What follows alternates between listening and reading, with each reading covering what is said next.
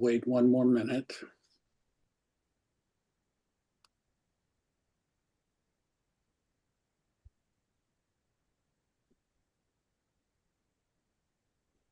So when you're ready, Maury, you can take it away, okay? Okay, it's all right, Doreen? We're good, yes. Okay, good evening, everyone, and welcome to tonight's talk about life under occupation in the West Bank, given by Mr. Issa Amro. We have people attending from all over the country and Canada, I understand also. It's very heartening to see such interest in the subject and in presumably supporting the Palestinian people. I'd like to introduce myself. My name is Maury El-Badri. I'm a member of Not in My Name, New Hampshire, a predominantly Jewish group formed in the wake of the current Israeli-Gaza war to protest Israel's horrendous actions and to call for peace and justice in the Middle East. It's co-sponsored by New Hampshire Peace Action, which is a group that's been active for over 40 years, working for peace and mutually beneficial conflict resolution in the global community. We have several other co-sponsors, too many to name here individually. Please take a moment to acknowledge them on the slide that my colleague Amy will be displaying now and also putting in the chat.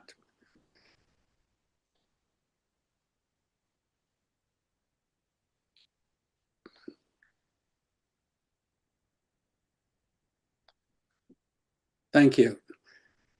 The format for tonight's event will be Mr. Issa Amro, our guest, will be talking for about 45 minutes about life under occupation, and then we'll have a question and answer period.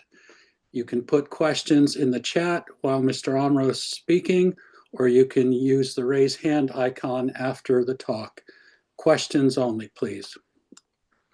As the world's attention has appropriately been focused on Gaza, Israel has accelerated another decades-long war on the largely defenseless people living in the West Bank.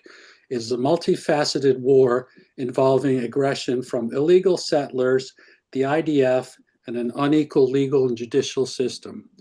The aggression takes the form of violence. There have been over 1,000 Palestinians killed in the West Bank since October 2023, and many more assaulted and wounded. It also takes the form of legal disparity, otherwise known as apartheid, as well as by various methods of economic strangulation and by population and land transfers, which threaten to preclude the formation of an independent Palestinian state.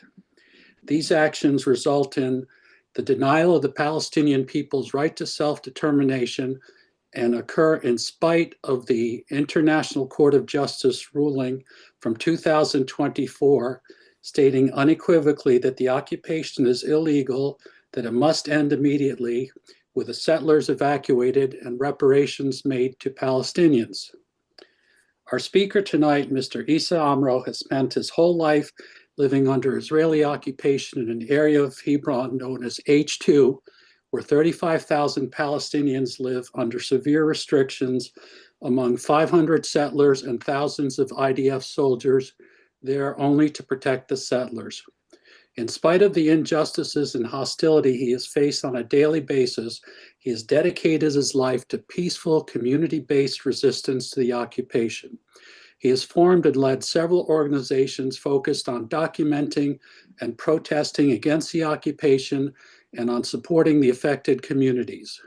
One example of his activism is the Shooting Back program launched with B'Tselem, the Israeli human rights organization, where Palestinians are armed with cameras to document the crimes committed by settlers and soldiers and to transmit the evidence for the world to see, even when the Israeli courts are largely blind to such evidence.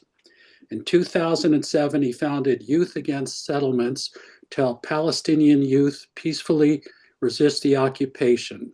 Most recently, he's the executive director of Working for Peace and Justice, Friends of Hebron. Because of his efforts, he has been beaten, tortured, arrested too many times to count, and his house has been vandalized and even declared a closed military zone.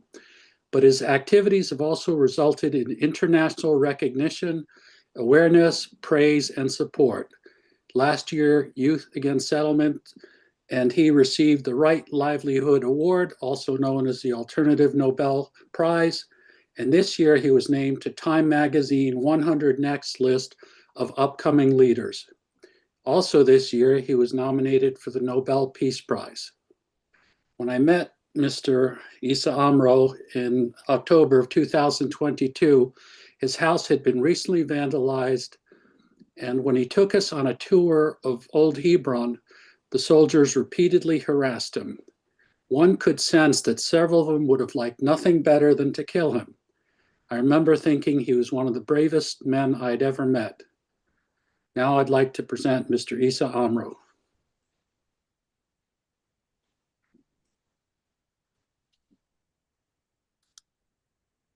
Thank you, Maury.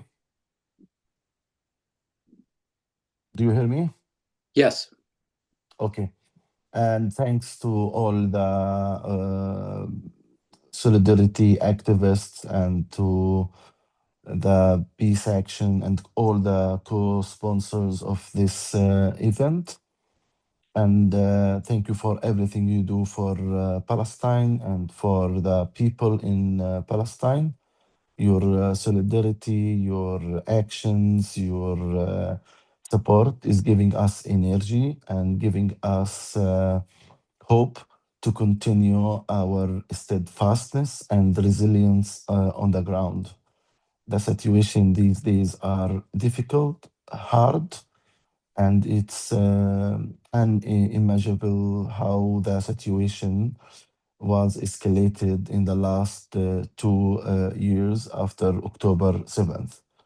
Hebron, my city where I live, is around 30 kilometers from Jerusalem to the south of Jerusalem. Hebron is a very beautiful city. It's called in Arabic Al Khalil. And Hebron is the city of all Abrahamic religions because of Abraham, because of Ibrahim. Because we see that Ibrahim is the father of all Abrahamic religions, Jews, Christians, and Muslims. So the city was a diverse city. The Jews and the Muslims and the Christians were living side by side. So we have a Christian valley, where the Nasara in Hebron, we have the Jewish, the old Jewish neighborhood in the city, and for sure the Jews and the Muslims in the past, they joined the same jobs and the same even business. It's a very long story of coexistence and living together and working together and protecting each other and respecting the faith of each other. Now the situation in the West Bank is became similar to what Hebron used to be. So in the past, before October 7th, Hebron was described as the microcosm of the Israeli occupation. Closed roads, closed streets, closed markets, closed houses. So in the city center of Hebron, after the Ibrahimi Mosque massacre, 1994, Hebron is the city after Jerusalem where Israeli settlers are living inside the city. So a few hundred settlers live among thousands of Palestinians. So because of the presence of the settlers, Hebron became a microcosm of the Israeli occupation. You see 1,800 shops closed because of the closure policy. 1,000 Palestinian apartments became empty. 120 movement barriers and checkpoints in the city. So the movement in the city became very, very restricted. And that started 1994 after the Ibrahimi Mosque massacre, lifted a little bit after the Hebron redeployment agreement in 1997, and Hebron was divided to H1, Hebron 1 under the Palestinian Authority control, and Hebron 2 under the Israeli military control. But after the second Intifada, everything came back as it started on the 1994 after the Ibrahimi Mosque massacre. Unfortunately, Hebron is becoming a lab, uh, high-tech lab. So not only closed checkpoints, closed streets, closed markets, closed houses, which means ethnic cleansing of the Palestinians. We live in different systems. So the settlers who live very close to the Palestinians, some settlers live in the same building with a Palestinian family, illegally for sure. They are under the Israeli civilian law, and we, the Palestinians, under the Israeli military law. In the military law, you are guilty until you are proven innocent, and non-violence resistance is not allowed. So many Palestinians were detained, indicted, and convicted in the military court for their non-violence activism, and I am one of them. So, so Hebron as a microcosm with the closure and the surveillance. So we have surveillance, artificial intelligence, with facial recognition, profiling us with the red wolf and the blue wolf. Red wolf means that the CCTV cameras, video cameras, take your face, put it in the system with red wolf application with a database of your name and all the information about you. And they call it Red Wolf. So the soldiers will know all the information about you from many, many years. And this Red Wolf is connected to sometimes smart shooters, or Blue Wolf with, so, the same system is connected to a mobile phone. So the soldiers have everything about you. And for sure, if a soldier who acts usually according to his or her ideology and their aggressive personal attitude, and the military law allows them, if they know everything about your politics and about you, you will be in trouble, and you will be delayed, you will be beaten, as what happened to me. You will be dismissed from the area, you will be not allowed to pass the checkpoint, or you will be harassed, sexually harassed as a woman. All these systems after October 7th, they make it all over the West Bank. So in the West Bank, we have around now 1,000 movement barriers. So the cities, the villages, the communities are disconnected from each other, and each community or a village or a town or a city has gates. So for example, Hebron city has 8 exits and entrances. Now all of them are closed except one, and not 24/7. This one, they open it 2 hours a day, 3 hours a day. Sometimes it's closed. Yesterday, it was closed completely for 250,000 Palestinians. And these gates, not only between Road 60 or settlers area and Palestinian areas, even between Palestinians and Palestinians villages. So it's about fragmentation. It's about disconnection between the Palestinian communities and making their life harder and harder. So movement and mobility in the West Bank was completely restricted, and it became very, very hard for the Palestinians. In the other hand, if it's possible to move sometimes, you will be under settler violence and army aggressions. Many Palestinians were shot, killed at the checkpoints without showing any threat to the Israeli soldiers, and many Palestinians were attacked, their cars were attacked by Israeli settlers. So movement is restricted, and now aggression of the Israeli soldiers and violence and terror of Israeli settlers. In October, only in October, 265 attacks, settler attacks documented by the UN. I can say that the number is more than that, much more than 265, because many Palestinians, and I'm one of them, we don't report all the time to the UN agencies who are reporting the settler attacks and settler violence. And the settler attacks, it's not only throwing stones as it used to be. Now, burning houses, burning cars, stealing animals, killing animals, attacking farmers, beating physically Palestinians, shooting Palestinians. Why? Because Itamar Ben-Gvir, Israeli National Security Minister, who is from Hebron, he's my neighbor here in a Giv'at Avot in Hebron. He's around a few hundred meters far from my house, maybe 200-300 meters far from my house. He gave out, since October 7th, around 300,000 rifles, to the Israeli settlers. It's a big number. So they established militias, and these militias not accountable at all. And the Israeli Defense Minister Katz, he refused to describe settler violence as terror, and he said we don't see any kind of violence from the Israeli settlers, and it's a small misconduct or misbehavior from a minority of settlers.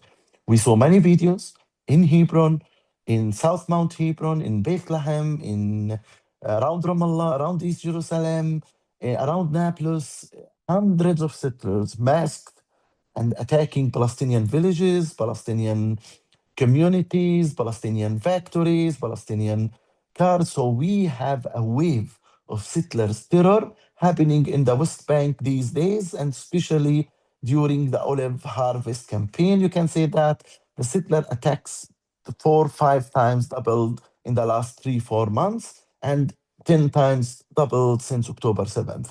And if the settler violence didn't start in October 7th or after October 7th, the settler violence really, the peak of it was in February 2023 when the Israeli settlers attacked Hawara village near Nablus, and Israeli ministers and Israeli parliamentarians were leading the attacks, and they were inciting the settlers to attack the Palestinians and to kill them and to burn their homes, to burn their cars, to burn their property. And we all saw Smotrich, who is the finance minister and a minister in the defense ministry in Israel, saying to media, whip out Hawara. He's encouraging settlers to go attack, and it's a Palestinian village next to Nablus. What is not normal in this kind of attacks, that the Israeli settlers never arrested or investigated about their terror and about their violence. One of the attacks was in Kufr Malik village. Settlers attacked the village, and soldiers killed 3 Palestinians who tried to defend their homes and their cars and their properties. So it's a kind of coordination between the Israeli soldiers and the Israeli settlers to attack Palestinian villages and Palestinian communities. So sometimes you see settlers in an army uniform attacking Palestinians. Other times you see soldiers themselves attacking Palestinians, or you see them in civilian uniform. My house in the last 2 years was attacked many, many, many times by settlers and by soldiers. And now we don't distinguish between soldiers and settlers because both of them are wild, acting without any kind of morals and without any kind of respect to the international law or to the Israeli law,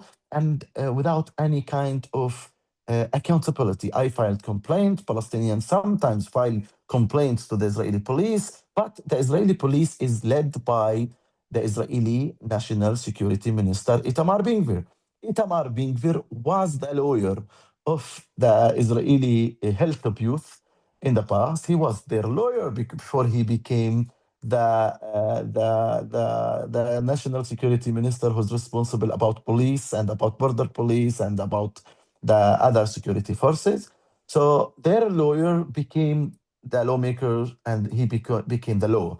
And he was the lawyer of the price tag, the Lahava, and the very, very, very violent terrorist settlers. And he said it many times to media that I ordered the police not to arrest the settlers. And it happened that I called the police when I was attacked by Israeli settlers in my house, and the police came to me and told me, if you come to file a complaint in the Israeli police station, you will be arrested. This is why, because I'm under the Israeli military law without any basic rights, and the Israeli settlers are under the Israeli civilian law. So we talked about restrictions of movement, we talked about settler violence, and that hundreds of Palestinians, we are talking about 1,000 plus Palestinians were killed by the Israeli soldiers and the Israeli settlers in the last 2 years in the West Bank, and building more and more settlements, confiscating more and more Palestinian land. We are talking about 25,000 dunums were confiscated in the last 2 years.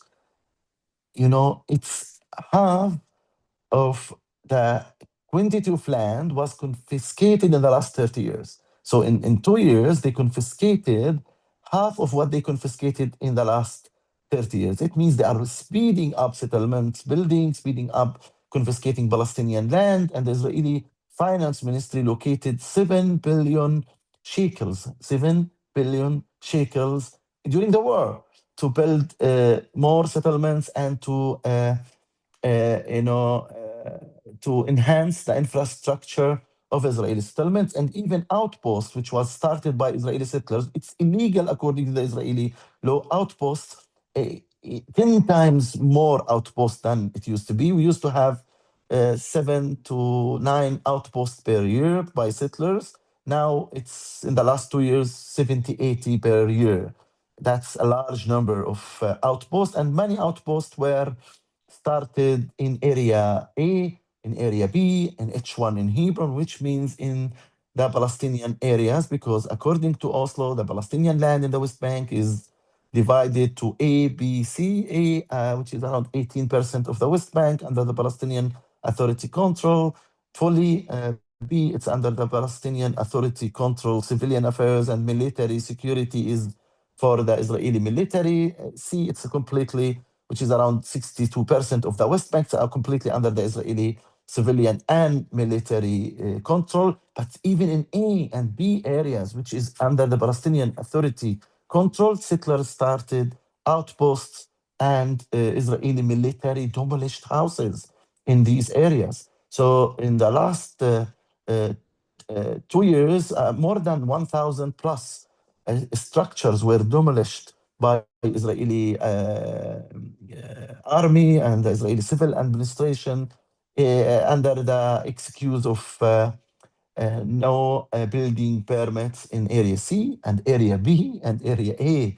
This is new that they are only, they don't respect even Oslo peace agreement at all now. And we say that they are working for annexation of the West Bank. So they want to annex the Palestinian land without the Palestinian people. This is why we have restrictions. This is why we have settler violence. And this is why we have army aggression.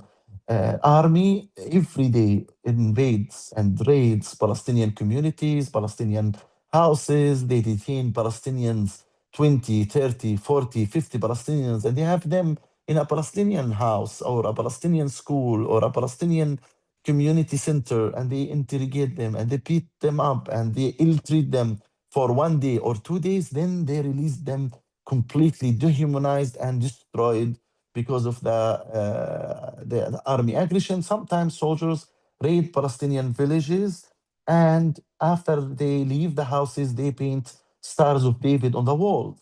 That's that's not normal behavior of the Israeli soldiers. But I see that the Israeli soldiers are acting as militia, not as an organized army. They act according to their ideology, to their beliefs, how they can, what they can do. We see in Hebron, it's new phenomena in the last 2 years, sexual harassments to women at the checkpoints every day. And it was in Haaretz, and we talked about it, we complained about it, but the soldiers are not shy, and the Israeli society is not making them accountable for this kind of real violation of Judaism, because it's not Judaism. This is not Judaism. This is completely far from any religion to sexually harass the women at the checkpoints and make them feel uncomfortable. The settlers built around 114 kilometers roads, long roads in private Palestinian land without nobody can even complain or stop them. Something else very important, the economy in the West Bank is really suffering. We have poverty, we have families without any income because the workers are not allowed to work in Israel or to work in different cities. So there is no transportation, there is no import and export as it used to be. So the economy was affected badly for the first time ever since 22 years. I started distributing food packages to my community because in the past I used to say no to this kind of support because I am against dependency theory. because I wanted development in my society. But in the last two years, I changed my mind because that people don't have any possibility to work or to have or to generate income. So I started collecting money from my friends all over the world and in Palestine and buy food packages, me and my friends here, and we started giving out food packages. This is so important to highlight how the people, because of the Israeli restrictions, the Israeli military restriction, and the Israeli government is not returning the taxation to the Palestinian Authority. Teachers don't have salaries. Palestinian employees don't have salaries. The majority of the Palestinian economical infrastructure was affected badly by the Israeli occupation measures. So people live in a very hard life, and in a way or another, the Israeli occupation raided the camps in Jenin, in Tul Karem, in Nablus, and they evicted the camps. And we have refugees in the West Bank. We are talking about 20 to 30,000 Palestinians. They are refugees again from their camps to other areas in the West Bank, and they don't have any way of help or support from anyone because the whole society now is suffering from poverty and from shortage of food. In the other hand, they reduce the quantity of water because Israeli governments, they control our water, they control our electricity, they control our import and export. Import and export became much difficult for Palestinians, and water and electricity. Smotrich decided, for example, to Hebron, he reduced the quantity of water to Hebron by 40%.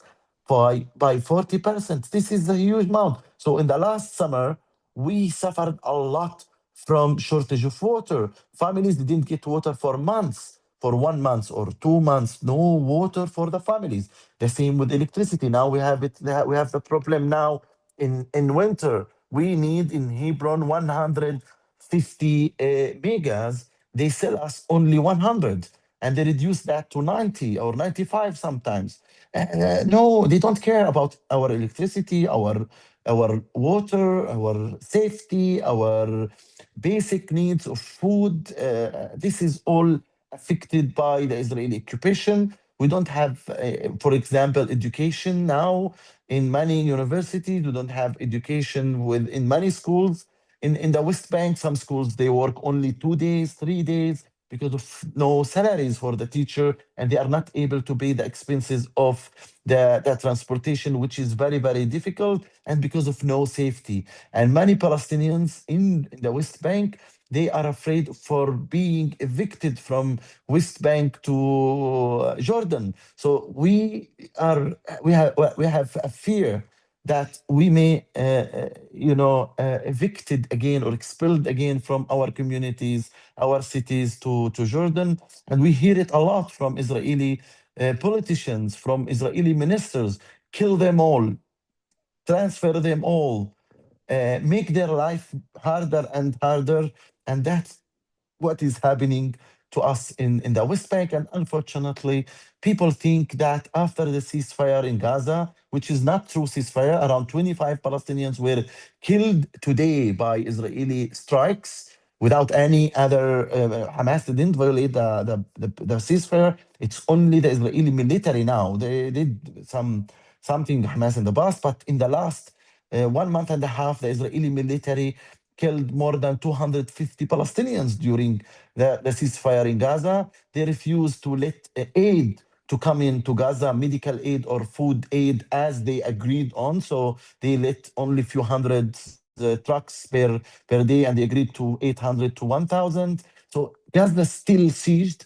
Gaza still under occupation. The genocide infrastructure is there with winter and rain, and their tents were affected, and they have no way to hide from the cold. They have no enough clothes in Gaza. The same in the West Bank. The situation is really hard and difficult, and it's impossible to stay like that forever. So our situation is hard. Our situation is getting much harder for us. What is good that we see many people in the world, they care about us, they talk about us, so we are not alone. That gives us hope, that gives us energy, that gives us resilience to stay and remain in our land, in our houses. And the people, they try to fight to pick their olives these days, to go to their land as farmers. And Palestinians organize themselves in groups to do protection, civilian protection. In Hebron, we do a lot of documentation. We train the families, we give out cameras, we do counter surveillance, we support the families with protection, with fences, strengthening their doors.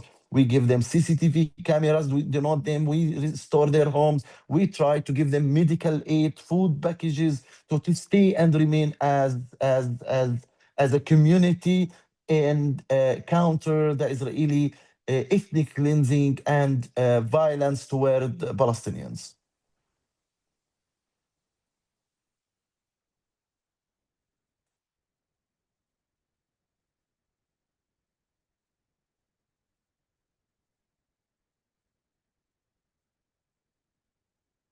So, Mori, if you have any questions before I continue.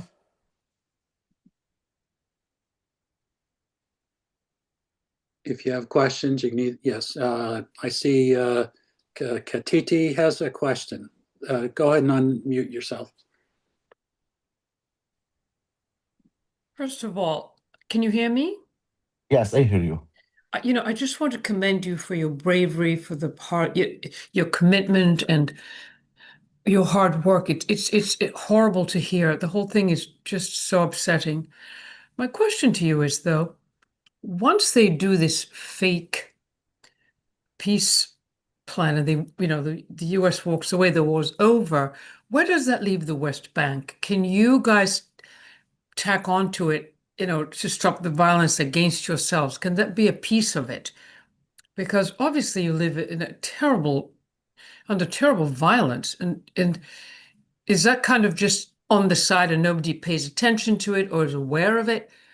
In what way can you be a part of the whole peace thing? First, it's not peace. What's going on in Gaza, it's not peace. Yeah, So I it's agree. fake. It's Right. not. Palestinians were That's not why I part said of. fake. Yeah. Yes, so Palestinians were not part of this negotiation, and it's a kind of a new mandate on us. And they didn't talk about the main roots of the problem, which is the Israeli occupation and Israeli apartheid. So in the last two years, the Israeli military did Hebronization. They took Hebron model to other areas in the West Bank. So violence, aggression, restrictions, and ethnic cleansing of those to many communities. In Area C, we have around 80 communities left in the last 2 years because of settler violence and settlers' terror. So during the war in Gaza, we were not able to highlight the settler violence and the army aggression and the situation in the West Bank because people were, seeing kids being killed, women being killed, and all the refugees and all this disaster and genocide in Gaza. We were shy to talk about our suffering because we wanted to highlight what's going on in Gaza and not, to stop the genocide, to stop the war. This is what we wanted to do. But now, after the ceasefire, that it's a little bit calm, but it's not ceasefire fully. Israeli military doesn't respect at all their commitments to the American administration and to the international community. They continue their strikes, their shooting, their killing even. But in the West Bank now we have more attention from social media and from mainstream media about the settlers' terror and the settler violence and the army aggression, because we as Palestinians, we said it loudly. Without solving the main roots of the situation, nothing will change. We will stay in the same circle, the same violent circle, if they don't recognize that the problem is the occupation. Unfortunately, Trump's administration and the whole world is putting pressure on the Palestinian people to raise their hands, to be killed, to be expelled, Even if we raise our hands, we will not achieve peace. This is mainly, everybody knows in the West Bank that even if we raise our hands, because we know what is the end goal of the Israeli government. The end goal is that Israel is from the river to the sea without the Palestinians, or with a minimum number of Palestinians who accepts to coexist with the occupation. This is something very, very important to address as Palestinians. So really now we are trying to highlight, we are trying to speak about what's going on in the West Bank, but in the same time, we resist peacefully. We try to organize ourselves. We try to protect each other. We try to document the human rights violations. So we win the narrative about that they are the violent ones. And now we have a case in the ICC about settler violence and about even settlements in general that it's illegal, especially after the ICJ ruling last year that the Israeli military and its settlement is illegal according to the international law, and they give them 1 year, and the 1 year, one year, finished. So now the international community should act to make the occupation end, and all the settlements in the occupied Palestinian territories be dismantled, and the settlers should not accepted by anyone in the world, and all the American money, all the American charity money, which is coming from Hebron Fund and from other charities, which is coming to the Israeli settlements in the West Bank, should be stopped. So in the last weekend, we had Shabbat Sarah. Shabbat Haisara is a very violent holiday in Hebron because the settlers come to Hebron and they attack Palestinians and they do pogroms. Last Friday and Saturday, they had a fundraising from Hebron Fund for $1.5 million to enhance settlements and expand settlements even in Area A, H1 in Hebron, and to strengthen the settlers in Hebron. So there is a lot of money from charities in the United States and a lot of cooperation and investments. In the United States invests around $39 billion in Israel, and the majority of the money is for research and for the smart shooter in Hebron, the surveillance in Hebron, which is violating my privacy and making me feel that I have no privacy in my house, and I am watched, and they spy on me, and they label me and profile me as Palestinian. So really, really, we want to stop all that investment, all that blind support from the Congress and from many political leaders in the United States. The military aid, the $3.8 billion must be stopped from the United States. So really, really, I see more people in the United States aware of the situation and the blind support, even on the expense of Americans' budgets. This is something else which is very, very important that we should address that. They give the Israeli settlers and the Israeli military from the American people budgets and from the tax money, and even there is other charities. We should work all together to stop that and make that costly for the occupiers and for their supporters and for their justifiers, because you have people who justify killing children, justify killing women, justify the occupations, justify building settlements in the Palestinian occupied territories. Thank you. We have a couple of other questions in the chat. Mr. Amaro, do you see a two-state solution as preferable to having a single state of Israel in which all Palestinians are invested with full civil and legal rights? So questions. The Israeli occupation and the Israeli government don't want one-state solution, and they don't want two-state solution according to the international law. The Israeli government, they have the solution and they don't want it. Why? Because it's not costly. They benefit from occupation. They take more land, they get funding, they get political support, they get military support. So they don't want one-state solution and they don't want two-state solution. Me and my opinion is that we should now be united, the two-state people and the one-state people, to be united to form a global movement against the Israeli occupation and apartheid. When we make the occupation costly, when we convince the American administration and the other governments in the world that let's put high pressure on the Israeli government to make peace and make it costly for them not to have peace, then we can decide if it's one state or two states. I am with both solutions, but two-state solution now is there is no state, there is no geographical, demographical states from Hebron to Jenin. They built in E1 area. They stole 12,000 dunams, Palestinian private land dunams in E1 area, and they are disconnecting West Bank from the north and the south, and even each area is disconnected and is limited. So there is no geographical continuity for two states solution, and they are building more and more settlements, and even they changed the laws of building settlements from bureaucracy of few years to build a settlement to few weeks now to establish settlements, and we are talking about 20 to 25,000 settlement units were announced in the last 20 to 20 in the last 2 years. So really, let's focus together the one state solution believers and the two-state solution believer. Let's concentrate on making a movement, establishing a movement, working together to make the occupation costly and reduce the imbalance, because it's like that.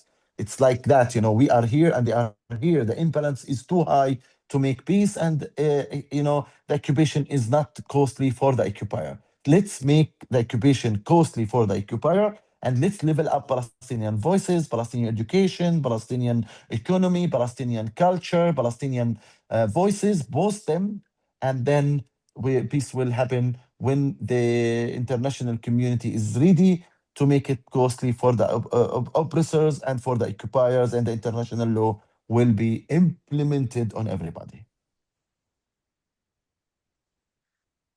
Just for reference, a dunam is about a quarter of an acre.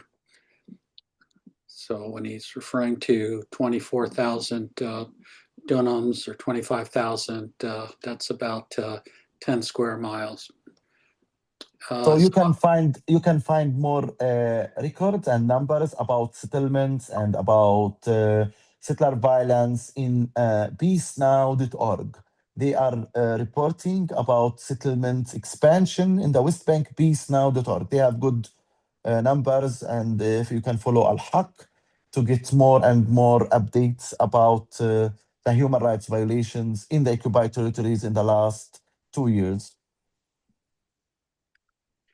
Ira has a question. How can we donate for food packages?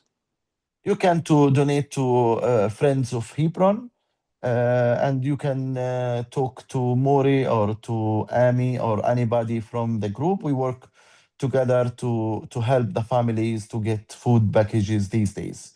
So thanks to all the donors who donated and make this event happen. But if you want to help more, or if you want to donate to our activities, our actions, it's Friends of Hebron. It is the sponsor organization for Youth Against Settlement and for us.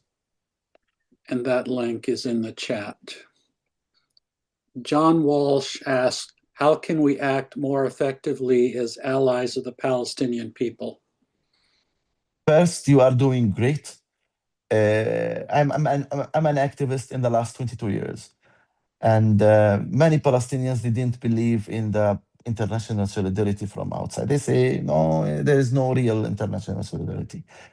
In the last 2 years, people stopped me in the streets and tell me, Issa, your friends in the campuses, in the United States, in London, in Italy, in Canada, everywhere in the world are making huge difference. And you really give us hope and protection, and you are our voice. We are in defense, so we are defending our narrative and defending our land together. So your support, your contribution, your solidarity is making huge difference. Every action, every tweet, every event is so important for the Palestinians to remain and stay in their land, and to keep the hope and stay strong and firm with resilience against Israeli occupation and apartheid. This is something very, very important. How to be active? I say that be united. We need unity. We want to to really remove all division, all disagreement among certain activists and certain groups and certain organizations, and compete together to get the best results, and not to try to stay fragmented and different voices here or there. Be engaged with organizations, not don't stay alone. There are many organizations in the United States. They do great work for Palestine, and be in touch with the grassroots movement in Palestine. Come to visit us and do a strategy estimate in your own community, how to inform, increase awareness, how to reach more communities to be engaged with Palestine. This is something very important. Try to see who's supporting blindly from your community the occupation, so you talk to them to stop the support. Follow the media and the biased coverage sometimes, and write to them and encourage them to write about Palestine. And if you see a good report coming out from mainstream media, write to them and thank them, and ask them to really cover more and more. So media, community, and fundraising is very important. So contribute more, so we will be able to continue our activities, because the occupation is trying to prevent us from surviving and staying. All the organizations, even the Israeli organizations, they are suffering from funding shortcuts, because the occupation is going after our funding. And in the other hand, settler organizations, they get millions of dollars to continue and expand. So we need to fight them by supporting our communities, supporting our people to continue and remain on the ground. Be creative, choose your battle, and be determined, and be informed, and be updated all the time about what's going on in Palestine, and never lose hope, and be united, and don't at all think that what you do is useless, because they try to make you feel it's useless. Something else very important: they describe the Jewish activists as self-hate Jews. For us, they are the best Jews on earth, and other people that they are anti-Semite. Anti-Semitism is not part of our cause. Any kind of racism, not only anti-Semitism, even Islamophobia, other kind of phobias, any kind of racism is not part of our Palestinian cause. We love our Jewish friends, our Jewish partners who work with us and who help us, who support us, who are very active, dedicated, and we distinguish between settlers, Israelis, and Jews. And many, and criticizing the occupation, and criticizing the human rights violation, and criticizing Israel is not anti-Semitism. And always, humans comes before the states. The states are not more important than the humans. This is something very important. And according to Judaism, you should protect your neighbor, support your neighbor. We don't see that in the settlers who are next door to us. They burn our houses, they attack our houses. So they are the ones who are violating Judaism, not the Jewish activists who are supporting Palestinian cause according to their morals, and according to their Jewish morals and Jewish principles, and for sure according to the international law. Be proud of your activism. Be visible with your actions. Actions, and especially concrete actions, will make the change. Katie Kretler asks, how can we most effectively make it costly for Israel to continue the occupation? It seems like BDS is having some success, but it is too painfully slow. Yes, BDS is part of the tools, our non-violence tools, to make the occupation costly, but increasing awareness is making it costly. Winning the narrative is making it costly, and going after their funding in the United States is making it costly. Going after the politicians who are blindly supporting them is making it costly. Going after the supporters of settlements, it's making it costly. To make more students engaged is making them costly. To make events in synagogues, churches, and mosques for Palestine and post-Palestinian voices, it's making it costly. And you are already doing that, and you are all active and doing great work. And don't forget that we won New York City Mayor, and Mamadani made the big change as a politician who supports Palestine, and in the same time he was elected and he won against the other ones. So this is something very, very important. They have the money. We used to say it loud in the past. They have the money and we have the votes. So please, please continue with your engagement in the political life in the United States, because we want to transform the public opinion, the public support to political support, and make it harder to the occupiers. And conditional aid to Israel, it's one of the good campaigns that Israel should end its occupation before it gets any aid or support from the United States or from any other country in the world. William Thomas asks, Issa, are there certain films that you would recommend we try to show in local theaters and other venues such as social media? There are many good films. No Other Land is a great film. I recommend that you show it. BBC published a documentary by Louis Thoreaux. It's called The Settlers. It shows how it shows the reality of the settlers' ideology and about Hebron. I was part of that film. I can recommend more films. 18 Cows, it's a very important film about the Palestinian non-violence resistance in Beit Sahur in the 80s. So there are many, many good films about Palestine, and there is a film called Issa's House. It will come out next year.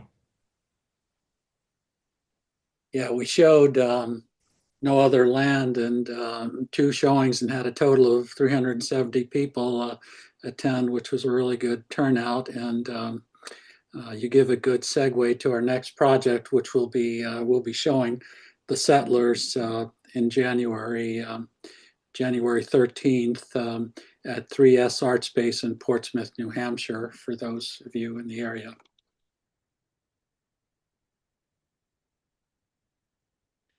Hira also asks, how do you stay hopeful living around so much evil? First of all, I'm very proud that I'm a peacemaker. I chose to be in the right side of history, in the right place, in the right time. So I'm not selfish. I don't care only about myself. So I care about my people. I care about everybody around me. And I respect the principles and the morals of the international law and the international people and the Palestinian people and every human. This is something very, very important. On the other hand, we are trapped as Palestinians. So to leave, to give up, to accept to be slave in my own country with my own people, no, for sure I will resist peacefully.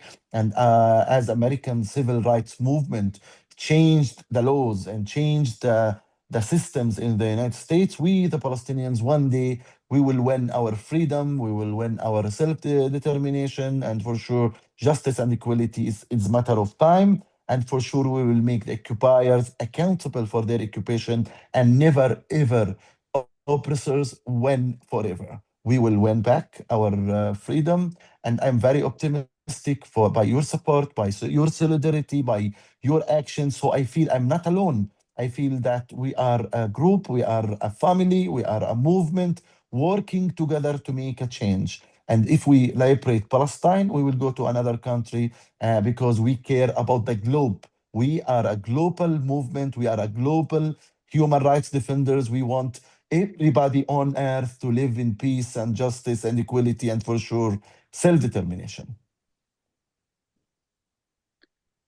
Amy asks or mentions, it's clear that you are well-versed in nonviolent action and strategy. How did you learn about it? To be very honest, I was described by New York Times and by Guardians, the Palestinian Gandhi, as if I started nonviolence resistance. No, I'm not the one who started the Palestinian nonviolence resistance. It's part of my culture. It's part of my history as Palestinians. The 18 cows. It's a film about 18 cows, in Beit Sahur. The Israeli military tried to arrest them. It's online. You can find it on YouTube, a film about the nonviolence movement in the 80s, early 80s, 81, 82. I was born in 1980. I'm 45 years old. So and even the first Intifada was full of nonviolence resistance and activities. And in the 90s, we have a lot of nonviolence activities. And even recently, even around Gaza, the right of return was one of the best nonviolence campaigns. the anti-metal detectors campaign in East Jerusalem was one of the best and won against the Israeli aggression on Al-Aqsa Mosque. So really, each farmer who decides to go to his land, in spite that he might be killed, attacked, detained, or they may cut his tree, this is important to do it. So each woman who decides to stay, because it's for the women, the decision is for the women to stay and remain. So the women, the teachers, and journalists. Look to the journalists, Palestinian journalists. 250 journalists were killed in Gaza, and they didn't stop filming. They didn't stop documenting. They didn't stop their voices. So it's not Issa Amro. I'm part of a huge community in Palestine of existence is resistance, and resilience is resistance, and speaking out is resistance, and documentation is resistance. Working the land, learning English, learning Arabic, learning going to school, it's all resistance. Our life is resistance. We live to resist the Israeli occupation and apartheid, and the majority of Palestinians really, there is no enough highlights about initiatives and campaigns of nonviolence activism in the camps, in the towns, in the villages, to stay and remain and keep our cause alive and to keep our presence in the Palestinian communities.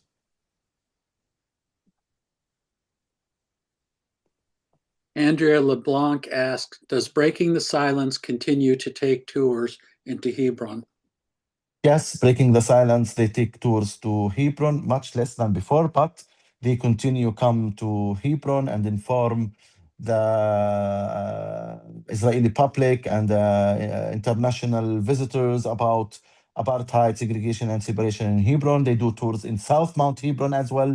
Now they do tours around Gaza, and they had many testifiers from the soldiers who served in Gaza. They are getting a lot of hard testimonies from Israeli soldiers who served in Gaza. It's really hard times for Breaking the Silence, because they are under huge attack from the Israeli government now, and they have a special law to shut them off in the Israeli Knesset. It's called Breaking the Silence law. To stop them and to restrict the work of the majority of the Israeli human rights organizations who are really in trouble because of the Israeli fascist government now. I have one question. Do you see any meaningful movement in Israel towards peace or towards stopping the expansionism in Israel? I'm always optimistic that the Israelis one day will wake up from their fascism and from their apartheid and from their supremacy.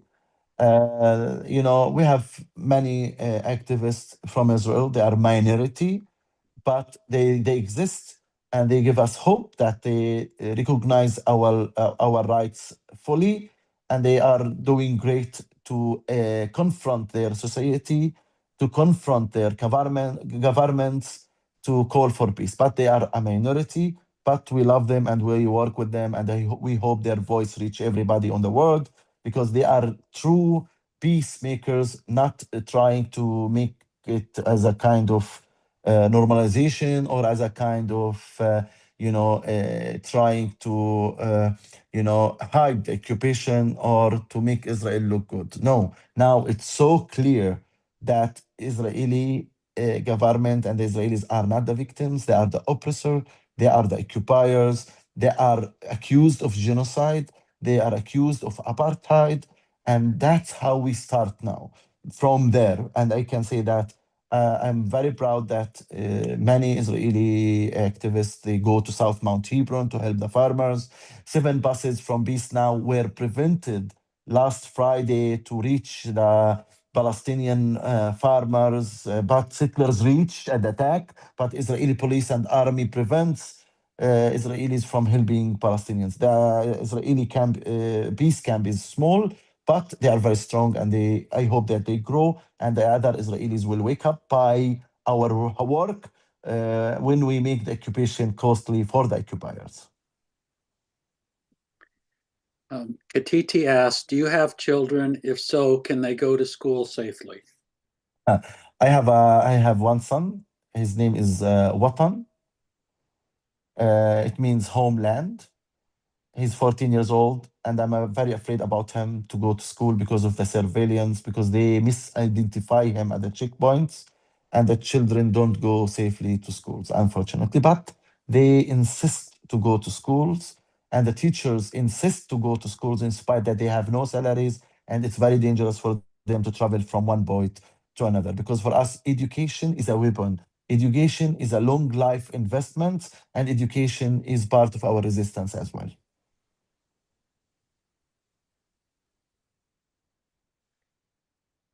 Diana asks, where can we find statistics about the Palestinians in the West Bank who are jailed without trial? We have in jail now around 3,500 Palestinians in administrative detention. Many of them are children and women. I know 14, 15, 16 years old children are in jail in administrative detention. What it means, administrative detention?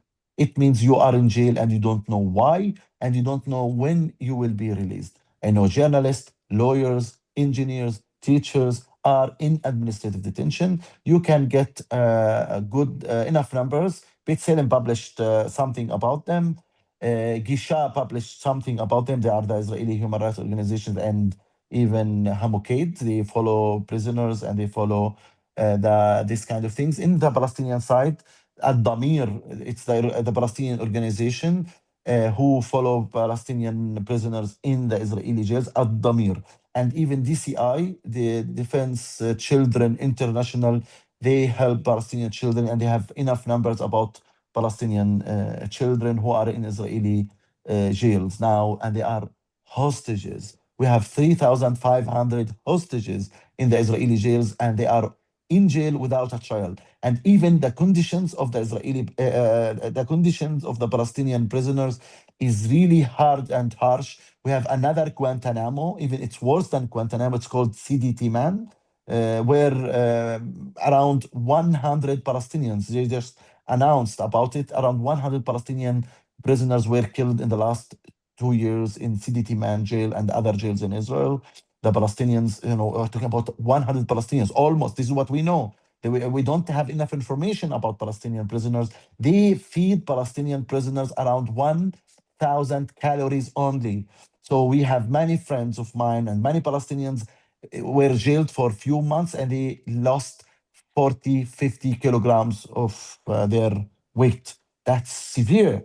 That's not normal. That it's ill treatment. That's really not according to the international law. Palestinians they suffer from torture, Israeli torture toward Palestinian prisoners. And me, I was tortured on October 7th and ill-treated and sexually assaulted. So nobody is safe. They beat up Palestinians. They break their bones. They really, yesterday they raided Betumar, a village next to Hebron, and they detained around 50 Palestinians. They all been beaten, ill-treated, attacked by Israeli soldiers who are wild and act as militia.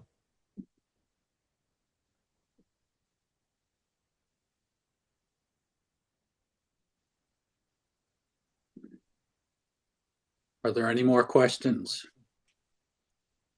You can also raise your hand if you'd like.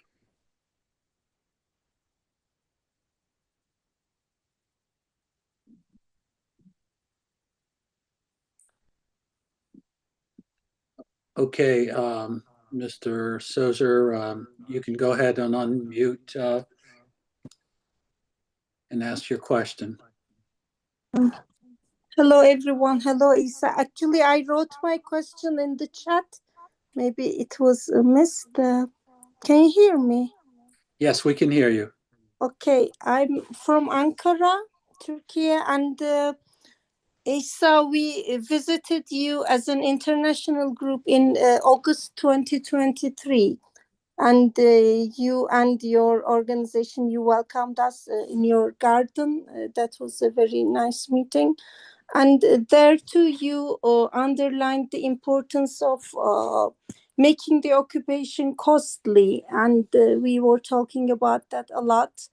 And now you also mentioned that, and I also believe this is one of the biggest tools to resist. But do you think this boycotting all over the world, do you think it is at a sufficient level? Because when I see around me people still consuming boycotted products, and that makes me, I don't know how that makes me sad, angry, and many other things. What do you think about that? Do you think it is sufficient worldwide? And thank you for this meeting today. Okay, thank you for this very important question. I usually tell the people to be creative and find something and a way to make the occupation costly. And many people do it well, and they really make it hard for the occupiers.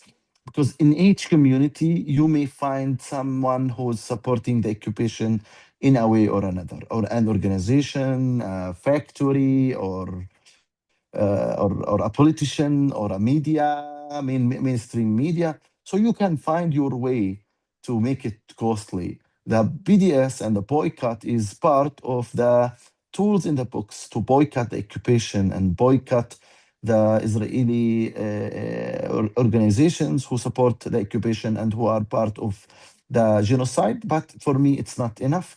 I believe in leveling up the Palestinian voices, the Palestinian education, the Palestinian economy, the Palestinian art, the Palestinian culture. So Palestinians will be treated as a nation. Find a way to treat Palestinians as a nation. For example, schools engagements and twinship, university engagement and twinship, research about Palestine, graduate research about Palestine. This is from education. Write books about Palestine, write novels, make art about Palestine, make films about Palestine. You can make a lot of things about Palestine and make the occupation costly. And anything you do for Palestinians, it means you are making the occupation costly. And I know many communities tell me, so we have nothing to boycott. What do we do? So the boycott is a tool against the occupation. It's not a goal. For us, it's a tool. And for sure, if you can, boycott, after The Settlers, for example, the film, it's called The Settlers in UK, the British government decided to sanction Daniela Weiss, who appeared in the film. So this kind of activities, this kind of action makes difference. But I say it loud all the time. I want Rakavim, this is the main settler organization, to be sanctioned. Anybody supports Rakavim, find that way. Rakavim, it's the main settler organization in Area C, Hebron Fund. And anybody donates to Settler Fund, to Hebron Fund, to have a letter from you, or a message from you, or an email from you, or a phone call from you, or even to go to their homes and tell them your money is contributing to apartheid, to genocide, to ethnic cleansing of Palestinians. You can do it. Be creative and try to do it.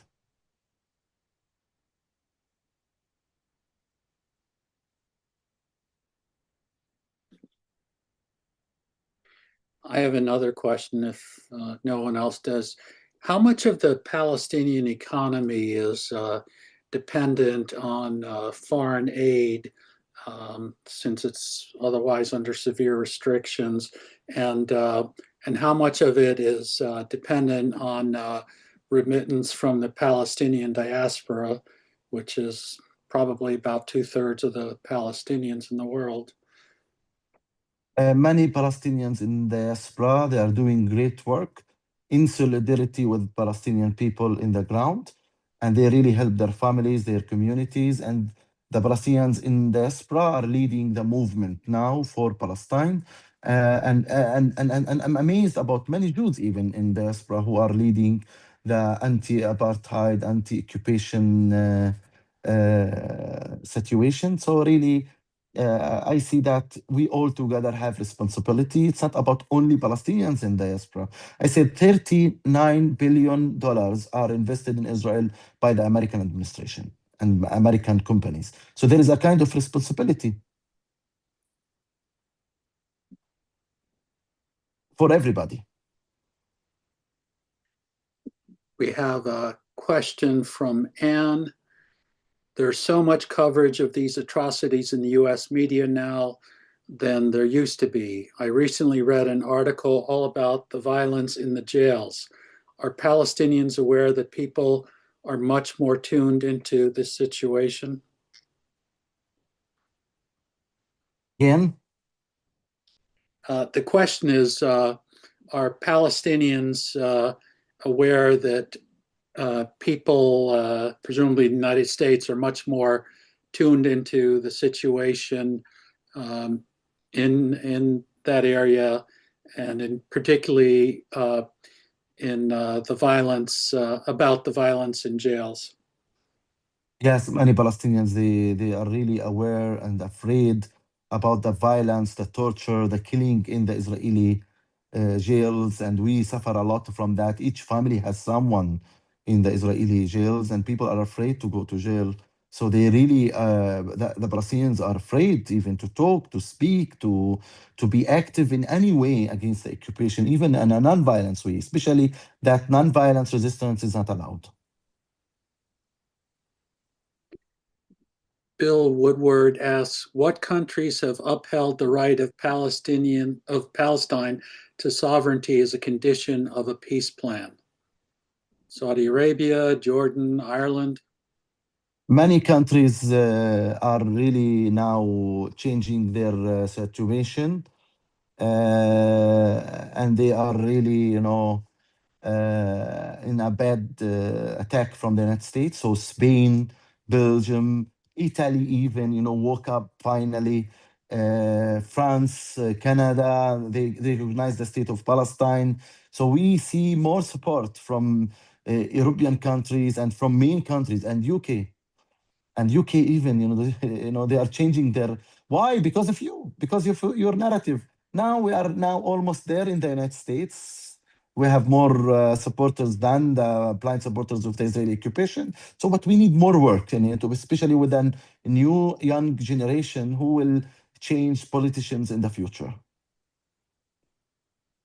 But several of those countries, they recognize Palestine, but they continue to arm Israel. And it seems like a no-cost PR stunt for some of those countries, particularly the UK, to recognize Palestine, but again, they continue to send arms to Israel. Yes, they continue to send arms to Israel, but they are changing, and it's a start. It's a good start for us. But we need to continue our awareness, our activism to make it hard for them. This is something very important to continue like that. I know, for example, Norway, they are now, questioning the oil fund, the investment of their oil fund in Israeli occupation areas, and really there is a big change. There is a big change. It's a big start, and it's very important start, and we can't at all ignore the shift in the world about the occupation and about apartheid. This is something very important. We don't want to ignore it, and we don't want to see it as something small happening.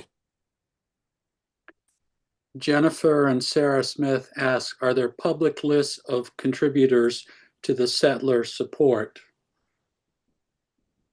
Yes, for sure. There are a lot of money which is coming to Israel from the United States. A lot of weapons they don't distinguish between Israeli settlements and Israel. It's one entity for them. And Israel even use this kind of they are not genuine about it, and sometimes they really make a lot of investments in settlements out of the public money from many countries.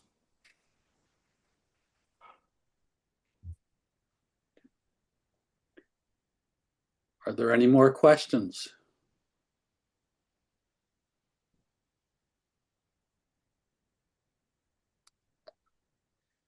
And about the public money on research, a lot of research now and a lot of investment is in AI. and mainly AI in Hebron. They test the technology in Hebron. The smart shooters, the CCTV cameras with facial recognition, the smart systems they have, the Blue Wolf. It's developed in Hebron, and this Hebron, it's in the occupied territories, and it's next to settlement. So this is very important to address and highlight when we speak to officials.